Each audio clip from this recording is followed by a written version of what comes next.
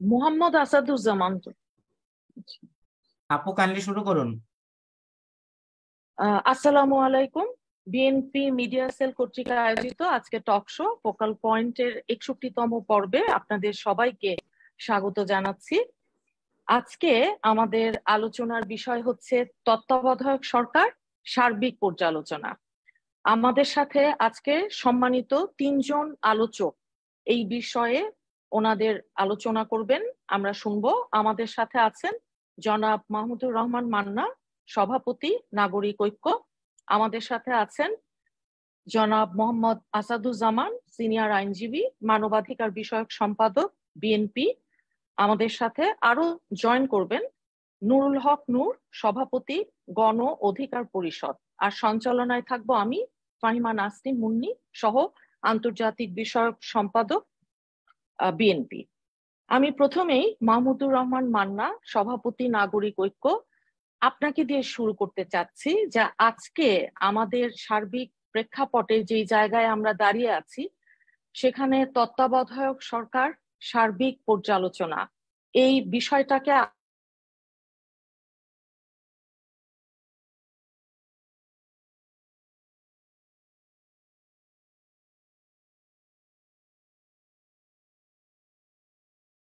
জি, মান্না ভাই, আপনি শুরু করেন আলোচনাটা।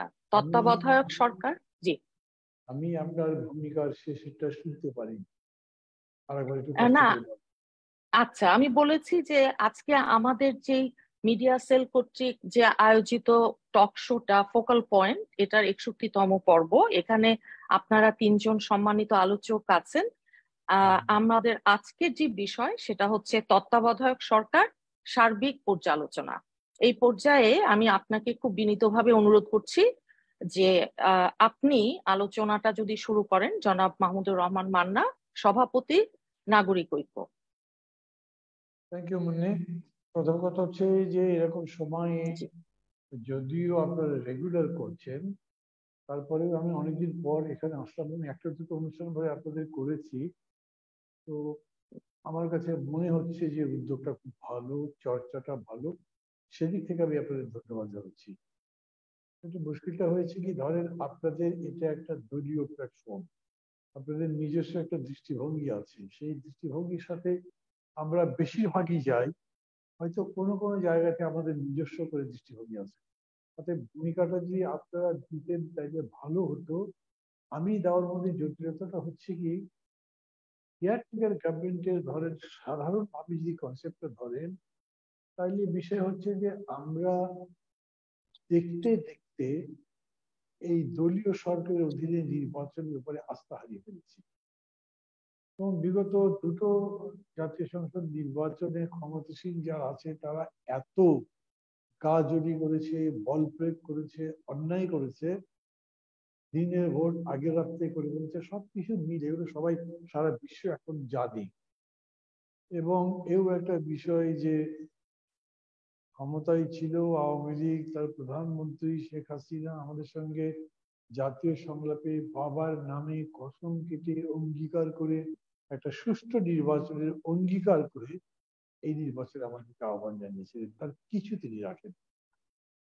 আমাদের পক্ষ থেকে বলা হয়েছিল, বিএনপির মহাসচিব মির্জা ফখরুল আলমগীর বলেছিলেন যেরকম করে গায়েবী মামলা টামলা দেওয়া হচ্ছে, এগুলো নিয়ে তোমরা নির্বাচন করতে পারবো, আমাদের কর্মী তো বাড়িতেই রাখতে পারবে না, এলাকায় যেতে পারবে না। উনি বলেছেন আমার কাছে লিস্ট দেন, আপনি দেখবেন।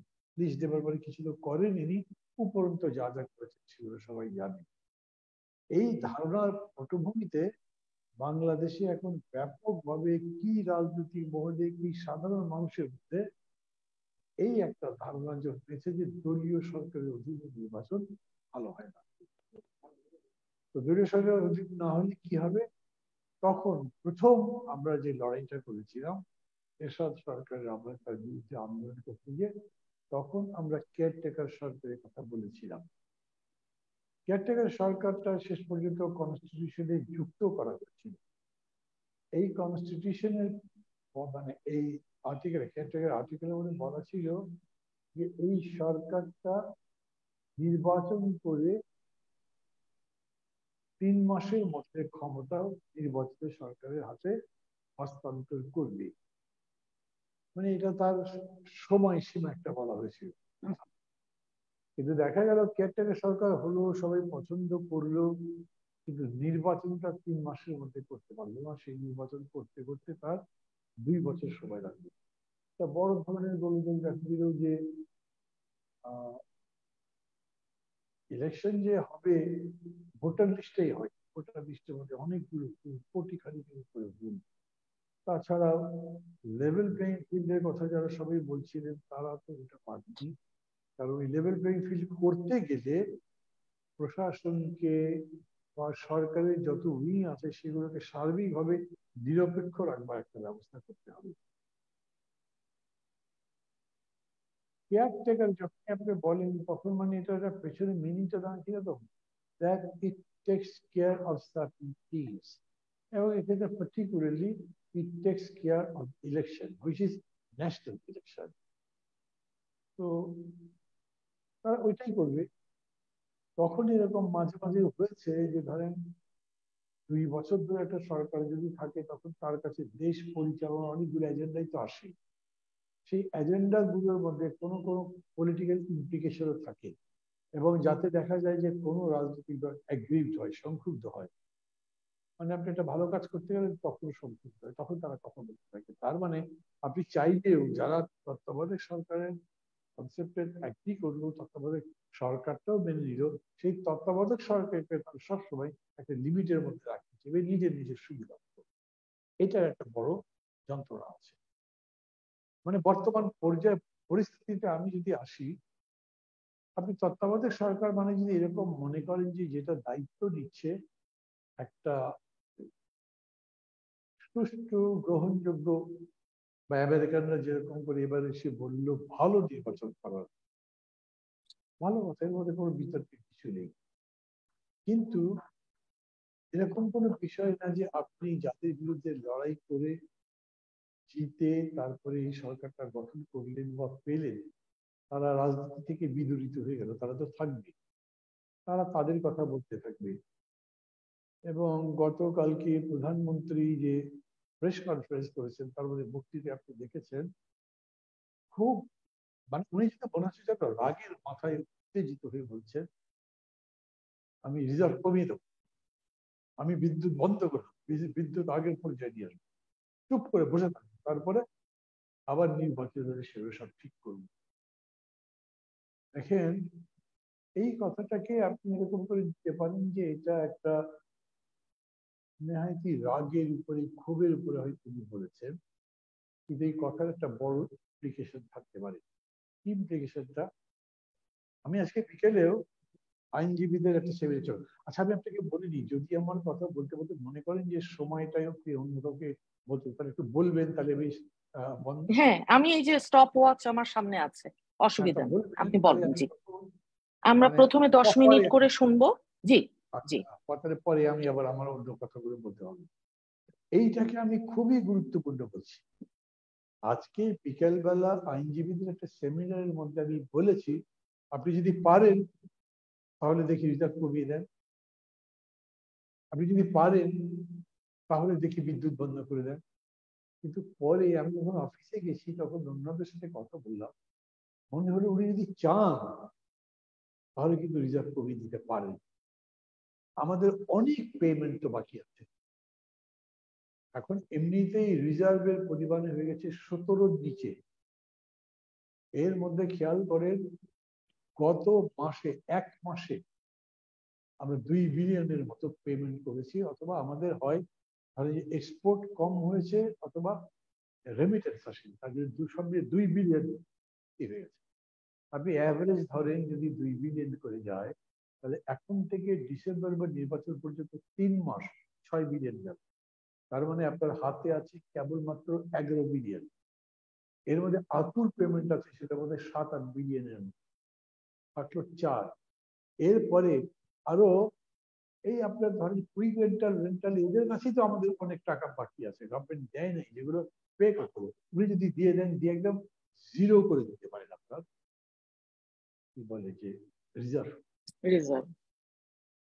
মানে আই এম সরি আমি এই ল্যাঙ্গুয়েজের কথা বলছি, কিন্তু আমাদের প্রধানমন্ত্রীর উপরে আমি কিন্তু এই আস্থা রাখতে পারি না। উনি যা বলেননি সেরকম যে করবেন না, মানে পাগলা সাঁকো নাড়া শোনা শুনে পাগলারও বেশি করে সাঁকো উনি ডিক্লেয়ার করছেন আমি সেটা করবো।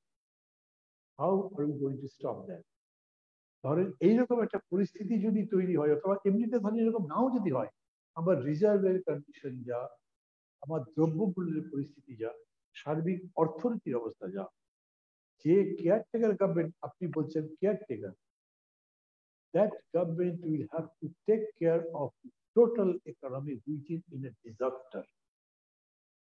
কি করবেন আপনি? ওটা কিন্তু ওটা কেয়ারটেকার গভর্নমেন্টের কিন্তু এজেন্ডার মধ্যে নাই, মানে কমনলি যদি আন্ডারস্ট্যান্ড করি। ঠিক একইভাবে আমি বলছি, দেখেন স্যাংশন খাবার পরে কিংবা ভিসা রেস্ট্রিকশনের পরে অ্যাডমিনিস্ট্রেশনের, ইভেন পুলিশ, র্যাব হয়তো এখন চুপচাপ আছে আমি জানি, কিন্তু পুলিশরা তো মিটিং করছে, তারা বলছে তারা এই সরকার ইলেকশনের পক্ষে কাজ করবে। তো এই সরকারি দেশের পক্ষে যদি পুলিশ সরাসরি কাজ করতে তাহলে আপনি কি করবেন? আমাদের এমনিতেই আমাদের বিরোধী দলের নেতা কর্মীরা এখন পর্যন্ত কিন্তু প্রকাশ্য সব জায়গাতে কাজকর্ম করতে দিচ্ছে।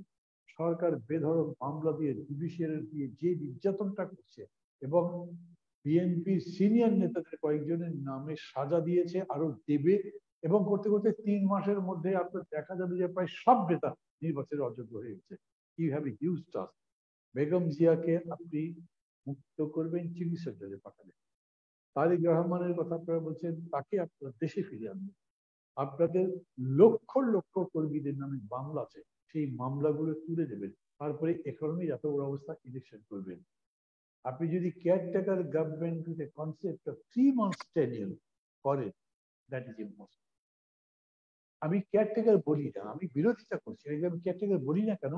কেয়ারটেকার বললে ওই যে সেন্সটা আসে যে 3 মাসের জন্য, নো, এটা 3 মাসের জন্য হবে। এটা কতদিন লাগবে?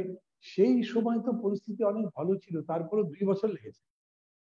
আমি আজ থেকে 3-4 মাস আগে থেকে কেয়ারটেকারের বদলে বলছি অন্তর্বর্তী সরকার। কেন? অন্তর্বর্তী সরকার মানে that is also caretaker government, কিন্তু অন্তর্বর্তী সরকারের এজেন্ডা আপনি ওপেন রাখছেন। এই যে এতগুলো মানি লন্ডার ধরা পড়েছে, আপনি বিচার করবেন না? যদি বিচার না করলে এই ব্যাক মানিগুলো যদি ওপেন থাকতে দেন, সেই টাকার জোরে তারা যে প্রভাবটা রাখতে পারবে বহু জায়গাতে। আমাদের আমাদের তো ছোট ছোট দল ধরে আমরা যাই করতে পারি। বিএনপিও কতগুলো বছর ধরে ক্ষমতার বাইরে আছে, তাদের কর্মীরা জর্জরিত, মামলা ইত্যাদিতে বিপর্যস্ত, তারা এই টাকাগুলোর সামনে তো দাঁড়াতে পারবে না। আপনাকে কিন্তু এগুলোরও বিচার করতে হবে। অন্তত মানি লন্ডারিং যারা দিচ্ছেন তারা দেশের অর্থনীতির জন্য এরকম দায়ী। সেক্ষেত্রে আরেকটা প্রশ্নের সাথে বিচার যদি করতে চান, ইভেন যদি আপনি বেগম জিয়াকে চিকিৎসার জন্য একটা লর আইনের কাছে যেতে, বিচার ব্যবস্থার কাছে যেতে হয়, সেই বিচার ব্যবস্থাকেও কিন্তু আপনার একটা গণতান্ত্রিক প্রশাসনের উপযোগী করতে হবে। একটা চিফ জাস্টিস ছাত্রলীগের সম্বর্ধনা দেয়, জেলা আওয়ামী লীগের সম্বর্ধনা দেয়, তাকে কেউ তলোয়ার উপহার দেয়, সেই চিফ জাস্টিস আমরা আমাদের ছোটবেলা মানে একটু বুদ্ধিটুদ্ধি হয়েছে সেরকম সময়, কম বয়সে কিশোর বয়স বলেন বা উঠতি যৌবনের সময় শুনেছি দেখেছি যে বিচারকরা কারো দাওয়াত পর্যন্ত করতেন না। আর এখন বিচারকরা এই যে বলছেন আমরা সবাই ওই যে মানে শপথবদ্ধ বিচারপতি, শপথবদ্ধ বিচারপতি। রাজনীতিবিদ, রাজনীতিবিদ পুরাটা বদলাতে হবে আপনাকে, তা না হলে আপনি জাস্টিস আনতেই পারবেন না। তারপরে দেখেন, আমরা তো বলছি পার্লামেন্ট বাতিল, শুধুমাত্র কেয়ারটেকার গভর্নমেন্ট তো আসতে হচ্ছে না। ওই পার্লামেন্ট যদি থাকে, মানে এখনকার যে পার্লামেন্ট সেটা যদি থাকে, এটাও বাতিল হচ্ছে, সেই ক্লজও বাতিল করতে হবে। সংবিধানের মধ্যে পর্যন্ত সরকার ফ্যাসিজমের সমস্ত বীজ রেখে দিয়েছে।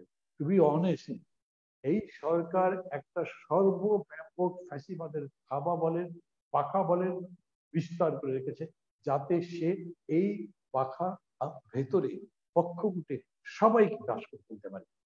অতএব লড়াইটা আপনার সর্বব্যাপক।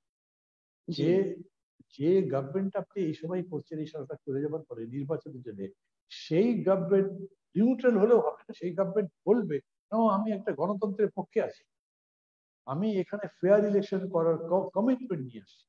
যারা এই ফেয়ার ইলেকশন করবার কাজে বাধা হবে, সেটা যদি আইনের মধ্যে থাকে, সেটা যদি প্রশাসনের মধ্যে থাকে, সেটা অন্য যে কোনো জায়গা থাকুক, পলিটিক্যাল পার্টিগুলোর মধ্যে থাকুক, আমি সেটাকে অ্যাড্রেস করবো। এখন ধরেন শুভঙ্কর পক্ষ থেকে যারা ক্ষমতায় ছিল এখন নাই, তারা বলতে থাকবে এই তো একটা পক্ষপাত, একটা নিরপেক্ষ দলীয় সরকার, এই ওই বলতে থাকবে, আমার কাছে সেগুলোর কোনো মূল্য নেই। আমি মনে করি 15 বছরে এই সরকার যে অন্যায়টা দেশের উপরে করেছে, যত বড় ক্ষতি করেছে, ঠিক আছে, সেই দল তো আমরা ব্যান করছি না, এরকম কথা আমরা কখনো বলি, তারা দল করবে, কিন্তু তাদেরকে কেয়ারটেকারের মানে কেয়ারটেকার বলে বা ইন্টারিম বলে, আমি ইন্টারিম বলছি, এই সরকারে এই প্রিন্সিপাল তাদেরকে মানতে হবে। তাদেরকে তারা যে অন্যায় করেছেন তার জন্য বিচারের মুখ নিতে হবে। সেগুলো হইচই করবে, আন্দোলন করবে, সেটা তো হতে পারে। এই সব মিলেই আমি বলছি আমাদের ধারণায় আমরা বলছি, আমি অন্যদের বলতে বলছি, আমি জানি যে আমি এখন যে ধারণার কথা বলছি, আমি মনে করি যে ধরেন এই ব্যাপারে তো বিএনপির পক্ষ থেকে আপনারা সিমিলার করছেন, আপনারা কেয়ারটেকার বলছেন, আপনারা এই কনসেপ্টের বিরোধিতা করেন তা না, কিন্তু এই বিষয়টা স্পষ্ট করেই রাখা উচিত। এই জন্য না হলে শত্রুপক্ষ যারা শত্রুপক্ষরা বলে প্রতিপক্ষ যারা, তারা সবভাবে একটা সুবিধা দেওয়ার জন্য চেষ্টা করতে থাকবে, সেটা কিন্তু আমাদের জন্য বড় বিপজ্জনক হবে। অনেক ধন্যবাদ মান্না ভাই। আমরা প্রথম পর্যায়ে আপনার কাছ থেকে খুব গুরুত্বপূর্ণ কিছু কথা শুনেছি। আমাদের সাথে ইতিমধ্যেই আমি দেখতে পাচ্ছি জয়েন করেছেন নুরুল হক নূর, সভাপতি, গণ অধিকার পরিষদ। আপনাকে স্বাগত জানাচ্ছি। এই পর্যায়ে আমি অনুরোধ করব জনাব মোহাম্মদ আসাদুজ্জামান, সিনিয়র আইনজীবী, মানবাধিকার বিষয়ক সম্পাদক, বিএনপি, ওনাকে একটা তথ্য ভিত্তিক আইনগত পর্যালোচনা, যে আজকের যে বিষয়বস্তু তত্ত্বাবধায়ক সরকার সার্বিক পর্যালোচনা, যে এটাকে উনি কিভাবে বিশ্লেষণ করেন। জনাব মোহাম্মদ আসাদুজ্জামান। আসসালামু আলাইকুম। থ্যাংক ইউ মুন্নি আপা, থ্যাংক ইউ মান্না ভাই, থ্যাংক ইউ নুরু। আজকের এই আলোচনা, আমার আসলে আলোচনাটা আমি সীমাবদ্ধ রাখবো সংবিধান সংশোধনী রায়, ত্রয়োদশ সংশোধনী রায় এবং ফ্রড অন দ্য কনস্টিটিউশনের উপরে।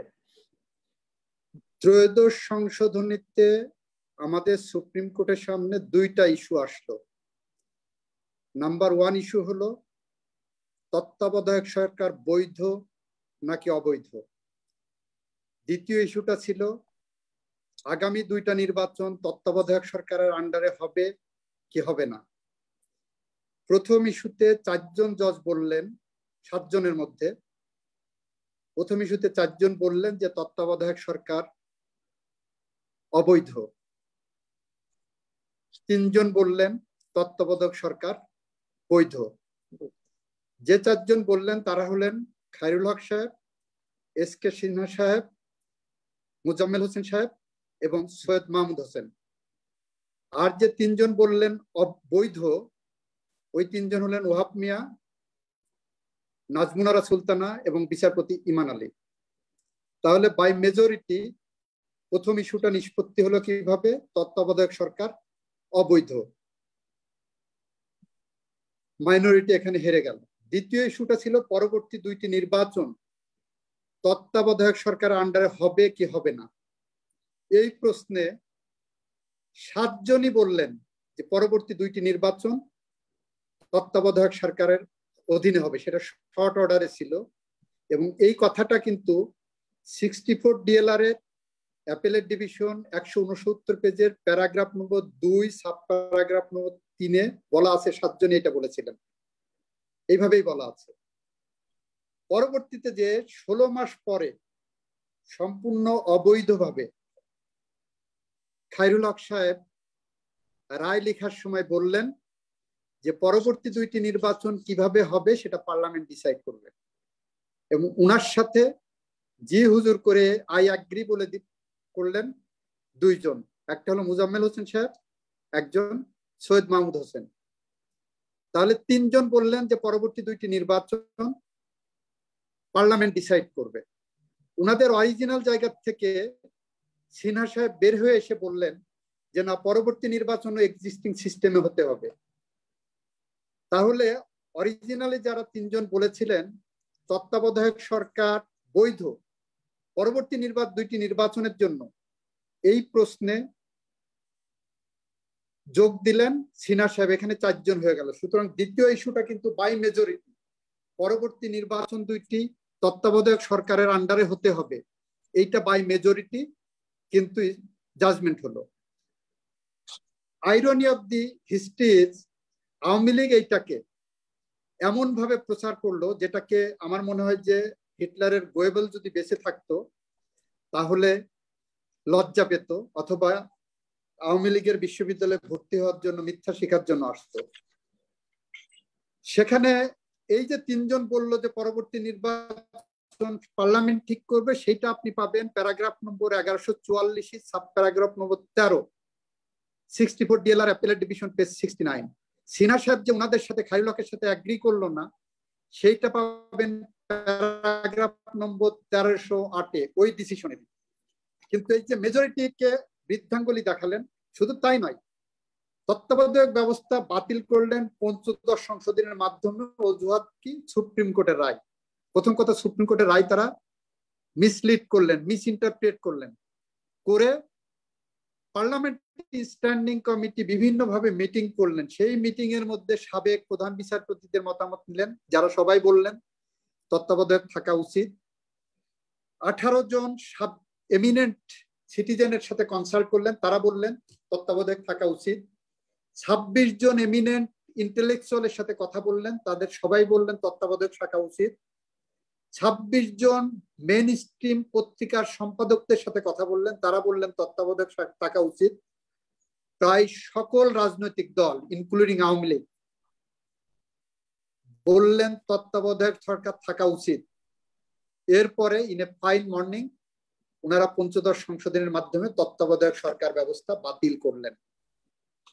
আইনের পরিভাষায় এটাকে বলা হয় ফ্রড অন দি কনস্টিটিউশন। এখন আসেন, কালকে আমি দেখছিলাম আওয়ামী লীগের সাধারণ সম্পাদক যোগাযোগ মন্ত্রী বলছেন সংবিধানের বাইরে ওনারা নির্বাচন করতে পারবেন না, আমাদেরকে সংবিধান দেখাচ্ছেন। 1991 সালে যখন শাহাবুদ্দিন হাতে ক্ষমতা দেওয়া হয়, সংবিধানে কিন্তু এ ধরনের কোনো কিছু ছিল না, রাজনৈতিক কনসেনসাসের বেসিসে হয়েছিল। 1996 সালে ত্রয়োদশ সংশোধনী যখন পাশ করা হয় পার্লামেন্টে, আওয়ামী লীগ পার্লামেন্টে ছিলেন না, বিএনপি তখন জনগণের মতামত, আন্তর্জাতিক সম্প্রদায়ের মতামত বিবেচনায় নিয়ে নির্বাচনে কোন রকম যাতে ইনফ্লুয়েন্স না হয়, তারা কিন্তু তত্ত্বাবধায়ক সরকার ওই সময় পাশ করেছিলেন। 2008 সালের নির্বাচনে, আপনি সংবিধানের কথা বলছেন, 8 সালের নির্বাচন বন্ধ করে 111 করা হলো। 90 দিনের মধ্যে নির্বাচন করার কথা, সেই নির্বাচন 2 বছর পরে করা হলো, সেটাও বিয়ন্ড কনস্টিটিউশন ছিল। পরবর্তীতে এটাকে ডক্ট্রিন অফ নেসেসিটি অ্যাপ্লাই করে আমাদের সুপ্রিম কোর্ট বললেন এই 2 বছর বৈধ। আপনার কাছে সাংবিধানিক ভাবে কোনটা, আপনি কোনটাকে অসাংবিধানিক বলছেন? সংবিধান সংশোধন করেন কালকে, এটাই তো সাংবিধানিক ভাবে হবে। আগামীকাল সংবিধান সংশোধন করলে এটা হয়ে যাবে। ফ্রড যেটা করেছেন জাতির সাথে, কনস্টিটিউশনের সাথে, জুডিশিয়ারির সাথে, সেগুলো কিওর করলে তো সাংবিধানিক ভাবেই ওটা হয়ে যাবে। এইবার আসেন সংবিধানের আর একটা কথা আমি বলি আজকে আপনাদের সামনে। সংবিধানের প্রিএম্বল যেটা বলছে, সেখানে সংবিধান প্রণয়ন করতে যে প্রস্তাবনায় বলছে, আমরা আরো অঙ্গীকার করিতেছি যে আমাদের রাষ্ট্রের অন্যতম মূল লক্ষ্য হইবে গণতান্ত্রিক পদ্ধতিতে এমন এক শোষণমুক্ত সমাজতান্ত্রিক সমাজের প্রতিষ্ঠা, যেখানে সকল নাগরিকের জন্য আইনের শাসন, মৌলিক মানবাধিকার এবং রাজনৈতিক, অর্থনৈতিক ও সামাজিক সাম্য, স্বাধীনতা ও সুবিচার নিশ্চিত হইবে। প্রিএম্বল আপনারা প্রতিনিয়ত লঙ্ঘন করছেন, আওয়ামী লীগকে বলছি। এইবার আসেন 7-2, এটা পড়ার পরে যদি মনে করেন যে আপনারা সংবিধান রক্ষা করছেন, তাহলে জাতি বিবেচনা করবে কি করছেন আপনারা। সংবিধানের ওনারাই সংশোধনীটা এনেছেন, পঞ্চদশ সংশোধনীতে বলছে এখানে 7-2, যদি কোনো ব্যক্তি শক্তি প্রদর্শন বা শক্তি প্রয়োগের মাধ্যমে বা অন্য কোনো অসাংবিধানিক পন্থায় এই সংবিধান বা ইহার কোনো বিধানের প্রতি নাগরিকের আস্থা, বিশ্বাস বা প্রত্যয় পরাহত করিলে কিংবা উহা করিবার জন্য উদ্যোগ গ্রহণ বা ষড়যন্ত্র করিলে তাহার এই কার্য রাষ্ট্রদ্রোহিতা হইবে এবং ওই ব্যক্তি রাষ্ট্রদ্রোহিতার অপরাধে দোষী হইবে। 2 বলছে কোন ব্যক্তি ব্যক্তি এক দফায় বর্ণিত কোনো কার্য করিতে সহযোগিতা উস্কানি প্রদান করলে কিংবা কার্য অনুমোদন মার্জনা সমর্থন অনুসমর্থন করলে তাহার এইরূপ কার্য একই অপরাধ হইবে। তা আপনারা প্রতিনিয়ত এই সংবিধানের প্রতি, গণতন্ত্রের প্রতি, গণতান্ত্রিক মূল্যবোধের প্রতি, মৌলিক অধিকারের প্রতি, নির্বাচন ব্যবস্থার প্রতি, সরকার ব্যবস্থার প্রতি, প্রশাসনের প্রতি, সাংবিধানিক প্রতিষ্ঠানের প্রতি, বিচার বিভাগের প্রতি মানুষের প্রতিনিয়ত বাংলাদেশের নাগরিকের আস্থা, বিশ্বাস, প্রত্যয় পরাহত করছেন এবং করার উদ্যোগ গ্রহণ করছেন, ষড়যন্ত্র করছেন, নির্বাচন ব্যবস্থা বাতিল করেছেন। এরপরেও কি বলা যাবে যে আপনারা সংবিধান মানছেন? আমার তো ভয় হয় আগামী প্রজন্ম মুক্তিযুদ্ধের চেতনা নামে যদি মনে করেন মুক্তিযুদ্ধের চেতনা মানে রাতের ভোট, দিনের ভোট রাতে করা, ভোট ডাকাতি করা, খুন করা, গুম করা, বিনা বিচারে হত্যা করা, মানুষের বিরুদ্ধে মিথ্যা মামলা দেওয়া, এইটা যদি মুক্তিযুদ্ধের চেতনা এবং এই সংবিধানের বাস্তবায়ন হয়, আগামী প্রজন্ম কিভাবে বাংলাদেশকে দেখবে আমরা জানি না। শেখ হাসিনা ওয়াজেদ, বাংলাদেশ আওয়ামী লীগ, তার ক্যাবিনেট মিনিস্টাররা প্রতিনিয়ত সংবিধান, মুক্তিযুদ্ধের চেতনা, গণতন্ত্রের যে সংজ্ঞা নির্ধারণ করছেন, যেভাবে বিশ্লেষণ করছেন, যেভাবে ব্যাখ্যা করছেন, প্রতিটি ব্যাখ্যা, বিশ্লেষণ, ঘটনা, তাদের প্রতিনিয়ত প্রতিটি উচ্চারণ বাংলাদেশকে পিছিয়ে নিয়ে যাচ্ছে। আজকে নির্বাচন ব্যবস্থা ধ্বংসের দ্বার প্রান্তে। এই নির্বাচনকে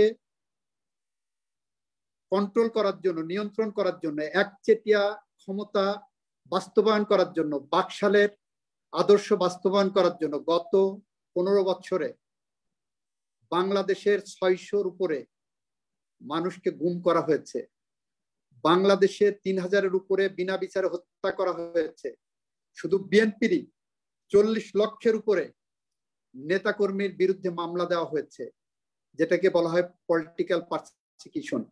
1973 সালে আপনারা একটা আইন করেছেন, যে আইনের মধ্যে ক্রাইম এগেইনস্ট হিউম্যানিটির ডেফিনেশন দেওয়া আছে। যুদ্ধাপরাধ ট্রাইব্যুনাল আইন, যেটা জাতীয় এবং আন্তর্জাতিক বোধভাবে এই যে রাজনৈতিক উদ্দেশ্যে কাউকে আপনি হত্যা করছেন, রাজনৈতিক উদ্দেশ্যে গুম করছেন, রাজনৈতিক উদ্দেশ্যে আপনি যে মিথ্যা মামলায় মানুষকে হয়রানি করছেন, এই সব কিছুই কিন্তু ক্রাইম এগেইনস্ট হিউম্যানিটি বা মানবতা বিরোধী অপরাধ হিসেবে গণ্য হচ্ছে।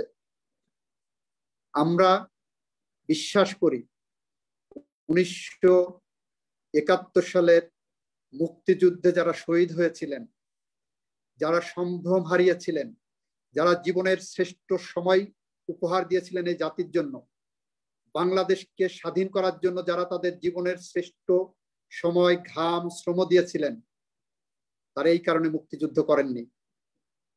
বাংলাদেশে মুক্তিযুদ্ধের 52 বছর পরে এসে দিনের ভোট রাতে হবে এটা দেখার জন্য মুক্তিযুদ্ধ করেননি, 72 সংবিধান করেন। আমি তো মনে করি 1972 সালে আমাদের যে সংবিধান রচিত হয়েছিল, সেই সংবিধান পৃথিবীর one of the finest constitution, one of the modern constitution.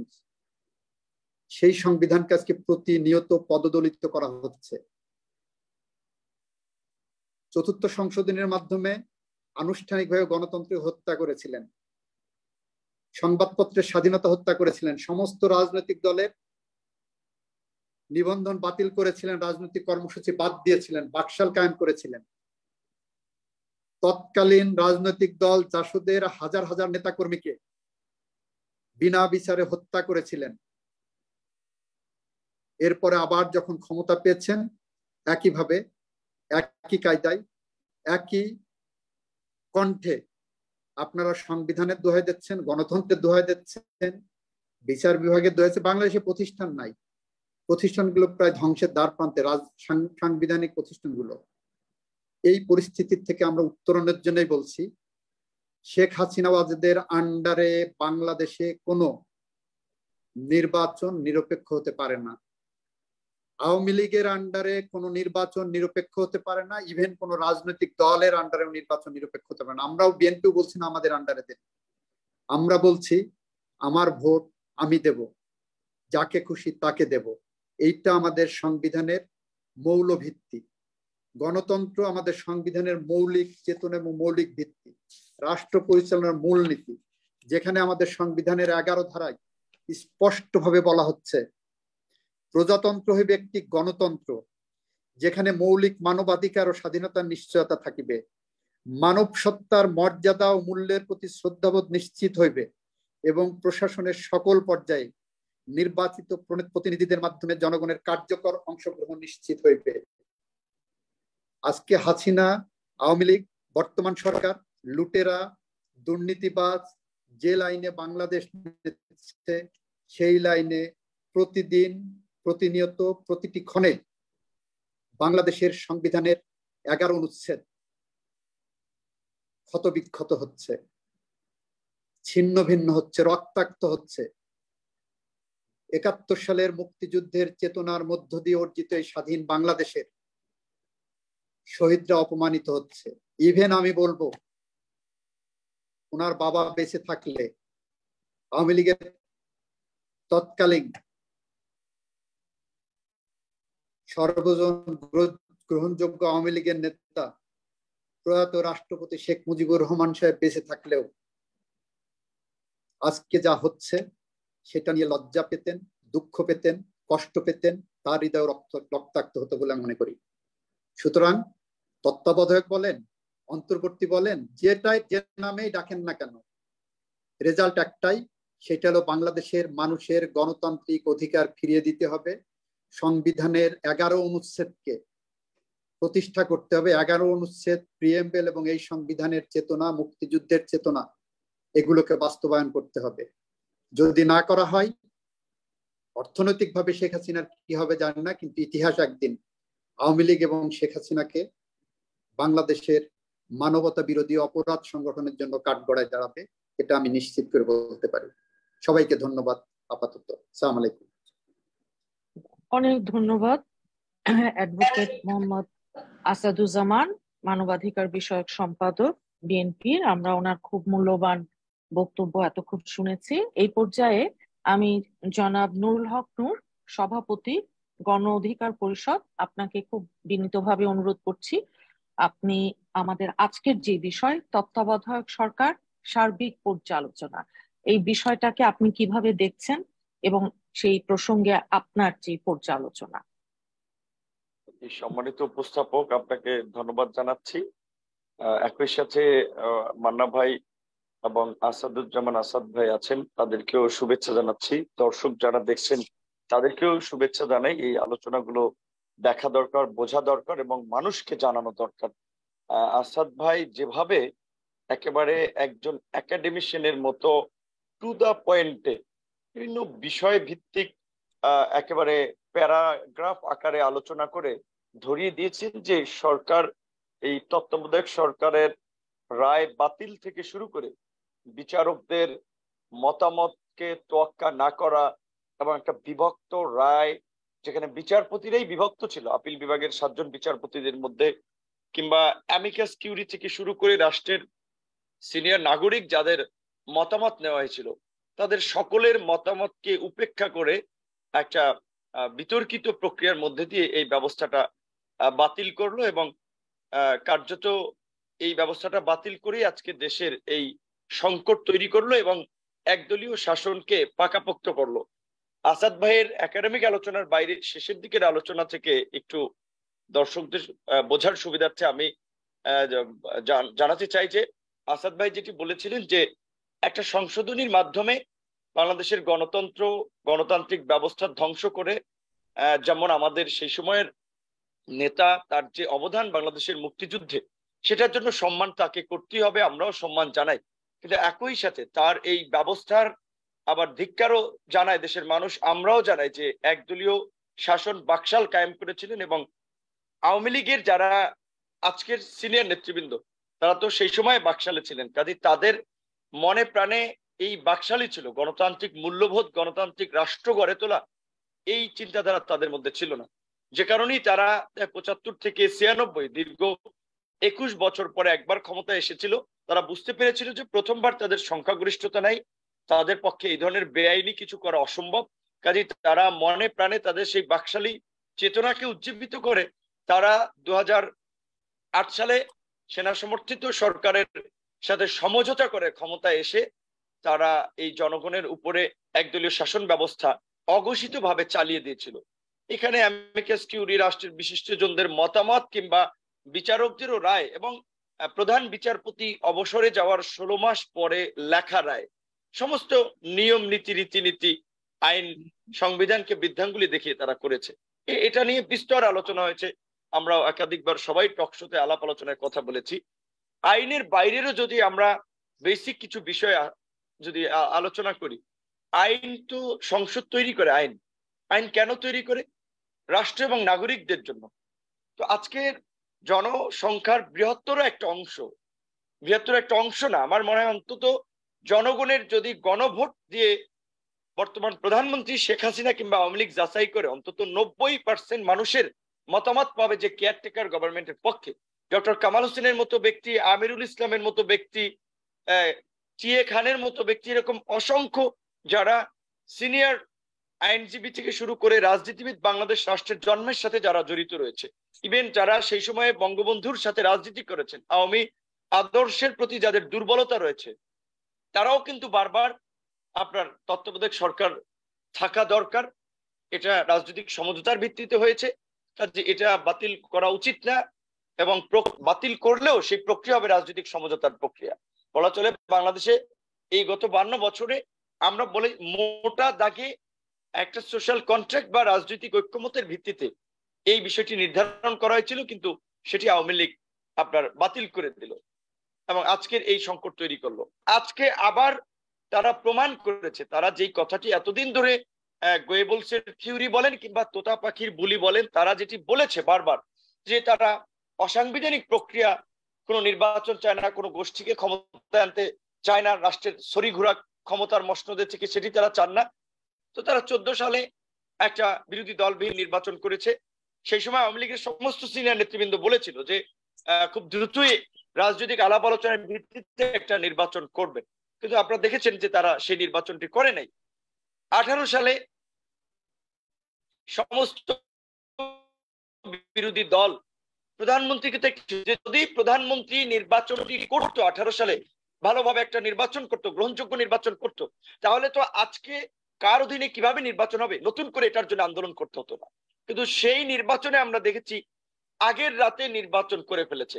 এবং আপনাদেরকে একটা তথ্য দিয়ে রাখি, যে সমস্ত খবরাখবরগুলো পাচ্ছি, যে মূলত প্রথম কথা হচ্ছে, একদিকে মানুষের কাছে স্পষ্ট সরকারি দলের অনুগত সাংবাদিকরা, সম্পাদকরা পত্রিকায় লিখছেন যে মার্কিনী ঝড় ধেয়ে আসছে, অনেকগুলো অশুভ খবর তারা পাচ্ছেন।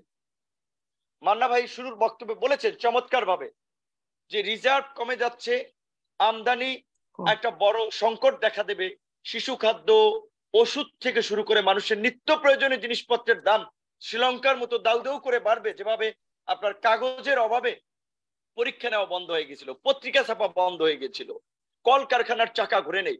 বাংলাদেশ কিন্তু শেখ হাসিনা সেই অন্ধকার যুগের দিকে নিয়ে যাচ্ছে, জনগণ টের পাচ্ছে না, তো সাধারণ মানুষ তো তাত্ত্বিক আলোচনা বুঝতেছে না। সেই কারণে আমি এই কথাগুলো বলছি যে আজকে রিজার্ভ না থাকলে আমরা আমদানি করতে পারবো না বাইরে থেকে, এবং বিশেষ করে এই অর্থনৈতিক নিষেধাজ্ঞার ফলে এবং মার্কিন যুক্তরাষ্ট্র পশ্চিমারা বারবার সরকারকে সুষ্ঠু নির্বাচনের কথা স্মরণ করিয়ে দিচ্ছে, যে ইউরোপের বাজারে শুল্কমুক্ত সুবিধা কিংবা মার্কিন যুক্তরাষ্ট্রের সহায়তার ক্ষেত্রে সুষ্ঠু নির্বাচন একটা বড় বিষয় হয়ে দাঁড়াবে আগামীতে। সরকার তো কোনো করছে না, কারণ প্রধানমন্ত্রী আজীবন ক্ষমতায় থাকার জন্য, আজীবন প্রধানমন্ত্রী থাকার জন্য তিনি তার কিছু সুবিধাভোগী তৈরি করেছেন, সেটা সামরিক বাহিনীতে বলেন, সচিবালয় বলেন, পুলিশ বাহিনীতে বলেন, তাদেরকে নিয়ে তিনি আপনার পৃথিবীর ফ্যাসিস্ট স্বৈর শাসকরা যেভাবে আপনার জনগণের উপর অত্যাচার নির্যাতন চালিয়ে আপনার রাষ্ট্র ক্ষমতায় থেকেছে, আজকে প্রধানমন্ত্রী এবং তার এই দুষ্ট চক্র তারাও জনগণকে গুম খুন করে, যেটা আসাদ ভাই বলেছে 6 শতাধিক মানুষকে গুম করেছেন, লক্ষ লক্ষ মানুষকে মামলায় আসামি করেছেন। এবং আপনারা এটা দুজন আইনজীবী, মুন্নিয়াপ আইনজীবী, আসাদ ভাই আইনজীবী, আমি আজকে আইনজীবী সংবিধান সংরক্ষণ কমিটির আলোচনায় প্রেস ক্লাবেও বলেছিলাম, মান্না ভাই বলেছেন, একটা ম্যাজিস্ট্রেট কোর্ট থেকে রাজনৈতিক মামলায় কারো জামিন হচ্ছে না। তাহলে ম্যাজিস্ট্রেটদের বিচারিক ক্ষমতাটা কোথায়? রাজনৈতিক ক্ষেত্রে কেন তারা নাক ছিটকাচ্ছেন? তারা কি বিচারক হওয়ার সময় শপথ নিয়েছেন যে রাজনৈতিক মামলা তারা নিম্ন আদালত থেকে জামিন দিবেন না? জেলা ও দায়রা জজ আদালত থেকে বেশিরভাগ ক্ষেত্রে রাজনৈতিক মামলাগুলোর জামিন দেওয়া হচ্ছে না, কিছু কিছু ক্ষেত্রে দেওয়া হচ্ছে, ঢাকায় তো হচ্ছেই না। ভুয়া এবং ভিত্তিহীন অভিযোগে এক একজন মানুষের নামে 400-500 করে মামলা হচ্ছে। বিচারকদের কি চোখ কান নাই? তারাও তো এই ফাঁসিবাদের গোলামি করছে। কিছুদিন আগে দেখলাম যে ডক্টর ইউনুস স্যারের ইস্যুতে যখন ইউরোপীয় ইউনিয়ন যখন সরকারকে এবং বাংলাদেশের কর্তৃপক্ষকে অ্যালার্ট করেছে যে ডক্টর ইউনুস সহ বিরোধী দলের প্রধানমন্ত্রী, সাবেক প্রধানমন্ত্রী বেগম খালেদা যে অসুস্থ মানুষ, তাকে হয়রানি করা হচ্ছে, বিরোধী দলকে হয়রানি করা হচ্ছে, সেটা নিয়ে তারা যখন একটা রেজুলেশন পাস করলো, সেটি নিয়ে বাংলাদেশের জুডিশিয়াল সার্ভিস অ্যাসোসিয়েশন তারা একটা বিবৃতি দিয়েছে। নিশ্চয়ই আমার ধারণা এই বিবৃতিটি দিয়েছে জুডিশিয়াল সার্ভিস অ্যাসোসিয়েশনের সভাপতি, সাধারণ সম্পাদক, এরকম 2-4 জনে আলাপ আলোচনা করে। মোস্ট অফ দ্য যারা সদস্য তারা জানেও না, অনেকের সাথে কথা বলার পরে তারা বলেছে। যেমনি ভাবে ঢাকা বিশ্ববিদ্যালয়ে কিংবা বিভিন্ন ইস্যুতে অনেকের নাম দেখা যায় বিবৃতিতে, কিন্তু তারা অনেকে জানেন না। তো আজকে আপনি সংবিধানের কথা বলবেন, আইনের কথা বলবেন। আইনের শাসন থাকলে তো আমরা সংবিধানকে ইস্যু করতে পারবো, আইনকে ইস্যু করতে পারবো। কার্যত আইনের শাসন তো নাই। আইনের শাসন সেটুকু যেটুকু সরকার চাচ্ছে, যেখানে যেটুকু রশি ছেড়ে দিচ্ছে। প্রধানমন্ত্রী কিছুদিন আগে যে লন্ডনে বললেন যে আমি সেদিনই সিদ্ধান্ত নিয়েছিলাম, যেদিন ক্ষমতায় যাই ক্যান্টনমেন্টের বাড়ি থেকে বের করে দেব। এর চেয়ে প্রতিহিংসা পরায়ণমূলক কথা আর আছে? কোন আইন দিয়ে আপনি বিচার করবেন যে খালেদা জিয়াকে ক্যান্টনমেন্টের থেকে বের করা হয়েছে আইনের মাধ্যমে, আদালতের মাধ্যমে? প্রধানমন্ত্রী তো আগেই তার কমেন্টস করে দিয়েছেন। সিনহা সাহেব যে ব্রকেন ড্রিম বইয়ে যে সমস্ত কথা বলেছেন বাংলাদেশের জুডিশিয়ারির ভিতরের কথা নিয়ে, যে গণভবন থেকে লিখিত রায় আসে। আজকে আমরা বিএনপি করি না, কিন্তু বিএনপির সাথে একসাথে আন্দোলন করছি শেখ হাসিনার ফাঁসিবাদ মুক্ত বাংলাদেশ গড়ার জন্য, শেখ হাসিনার ফাঁসিবাদের পতন ঘটানোর জন্য। কারণ বিএনপির মধ্যে, বিএনপি যখন সরকার চালিয়েছে, তাদের মধ্যে যতটুকু দেশপ্রেম, ব্যক্তিত্ববোধ ছিল, রাষ্ট্রের প্রতি দায়িত্ববোধ ছিল, আওয়ামী লীগের প্রতি কখনোই এটি ছিল না। আওয়ামী লীগ সবসময় একটা এক কেন্দ্রিক দল ছিল। মুক্তিযুদ্ধের সময় মুজিবনগর সরকার গঠন করলে আওয়ামী লীগ একা। মুক্তিযুদ্ধকে আওয়ামী লীগ একা করেছে, বামপন্থীরা করে নাই, ভাসানী নেপ্তারা করে নাই, সমস্ত মানুষ, কৃষক, শ্রমিক, অন্যান্য মানুষ করে নাই, করেছে। মুক্তিযুদ্ধের পরে যখন জাসদের নেতৃত্বে দেখেন জাতীয় সরকারের দাবি জানানো হয়েছিল বারবার, আওয়ামী লীগ কিন্তু জাতীয় সরকারের দাবি মানে নাই। কারণ তারা একাই রাষ্ট্র পরিচালনা করতে চেয়েছে। যেটা সিনহা সাহেব বলেছেন, যখন এক ব্যক্তিকে যখন সমস্ত কিছুর কেন্দ্রবিন্দুতে নিয়ে যাওয়া হচ্ছে, তখন বলছে যে কোনো একক ব্যক্তির নেতৃত্বে কিংবা একক ব্যক্তির নির্দেশনায় বাংলাদেশ স্বাধীন হয় নাই। স্বাধীনের জন্য 30 লক্ষ মানুষ জীবন দিয়েছে, 2 লক্ষ মা বোন তাদের সম্ভ্রম হারিয়েছে, নির্যাতিত, নিপীড়িত হয়েছে। 7 জন বীর শ্রেষ্ঠ কোথায় আজকে? তাদের কবরগুলো জানেন কোন বনে জঙ্গলে পড়ে রয়েছে? তাদের কবরগুলো, তাদের পরিবার কিভাবে আজকে আছে? রাষ্ট্র তার খোঁজ খবর নিচ্ছে? বীর বিক্রম, বীর উত্তম খবর নাই। শুধুমাত্র এক ব্যক্তিকে নিয়ে সমস্ত আলোচনা। এইটা একটা আদর্শ রাষ্ট্রের চরিত্র হতে পারে না, একটা আদর্শ সমাজের চরিত্র হতে পারে না, বৈশিষ্ট্য হতে পারে না। দুঃখজনক যে আসলে আমরা ভেবেছিলাম যে বঙ্গবন্ধুর কন্যা হিসেবে বর্তমান প্রধানমন্ত্রী যেভাবে গর্ববোধ করেন, গত 15 বছর তিনি রাষ্ট্র পরিচালনার দায়িত্ব পেয়েছিলেন, কই? তিনি তো একটা জাতীয় ঐক্য করতে পারেন নাই। তিনি তো জাতীয় স্বার্থে রাজনৈতিক দলগুলো একটা টেবিলে আসবে সেই পরিবেশ তৈরি করতে পারেন নাই। জাতীয় স্বার্থে সবাই একসাথে থাকবে সেই পরিবেশটা তিনি তৈরি করতে পারেন নাই। ক্ষমতায় থাকার জন্য তিনি এমন কোন পন্থা নাই যে পন্থাটি ভায়োলেট করে নাই। আমি একটি কথা স্মরণ করিয়ে দিতে দর্শকদের উদ্দেশ্যে, জনগণকে জানানোর জন্য, যে বিএনপির প্রথম পিরিয়ডে যখন বেগম খালেদা জিয়া সরকার গঠন করে, সেই সময় তিনি হয়তো বিষয়টি মানে জ্ঞাত ছিলেন না, কিংবা কোনো কারণে তিনি সেটি করেছিলেন যে 5 জন বিচারপতি নিয়োগ দিয়েছিলেন হাইকোর্টের। তখন বারের সভাপতি ছিলেন কাজী গোলাম মাহবুব, বিএনপি পন্থী লোক। কিন্তু বারের আপনার কোর্টের সিনিয়র আইনজীবীরা যখন তাকে জানিয়েছিল যে আপনি এটি প্রধানমন্ত্রীকে জানান যে অন্তত প্রধান বিচারপতির সাথে আলাপ আলোচনা ছাড়া এটা রীতি না, তিনি যখন প্রধানমন্ত্রীকে জানিয়েছিলেন, তিনি সেই নিয়োগ বাতিল করে দিয়েছিলেন। তো বিএনপির পেশাজীবী যারা ছিল তাদের এই গার্ডসটা ছিল, এই ব্যক্তিত্বটা ছিল। সব জায়গায় দলবাজি করেন নাই। আজকে মাহবুব আলম সাহেব মারা গিয়েছেন বলতে হচ্ছে এই একটা জঘন্য ব্যক্তি যিনি সবচেয়ে এই কোর্টকে, বিশেষ করে সুপ্রিম কোর্টকে দলবাজির একটা আখড়ায় পরিণত করেছিলেন। সেদিন একজন সিনিয়র আইনজীবী মানে আক্ষেপ নিয়ে বলছিলেন যে আগে তো গোয়েন্দা সংস্থার লোক অগোচরে তারা গোয়েন্দাগিরি করত। মাহবুবে আলম, অ্যাটর্নি জেনারেল মাহবুবে আলম এই ডিজিএফআই, এনএসআই সব ধরনের গোয়েন্দা সংস্থার জন্য কোর্টের রুম দিয়ে দিয়েছেন। তো এই ধরনের কিছু ব্যক্তিদের কারণে আজকে কোর্টের যে প্রতি মানুষের যে সর্বশেষ যে আস্থা ভরসাটা ছিল সেটিও নষ্ট হয়ে গেছে। আমরা দেখলাম যে সুপ্রিম কোর্টের ভোট ডাকাতির জন্য পুলিশের মধ্যে নিয়োগ পাওয়া ছাত্রলীগের গুন্ডাদেরকে কোর্টে তাণ্ডব চালানোর জন্য ডাকা হয়, এবং সেই সময় অ্যাটর্নি জেনারেল কিংবা বিচারপতিদের এইগুলো নিয়ে কোনো প্রতিক্রিয়া হয় না। তো আমি আমার বক্তব্য এই বলে শেষ করতে চাই, এটুকু বলে যে আসলে আজকে দেশের যে বাস্তবতা, আপনার প্রধানমন্ত্রীর কাছে অনুনয় বিনয় করলে লাভ নাই। তিনি অমরত্ব লাভ করতে চান, আজীবন প্রধানমন্ত্রী থাকতে চান, তার জন্য যদি লক্ষ মানুষকে হত্যা করতে হয় তিনি সুযোগ পেলে তাই করবেন।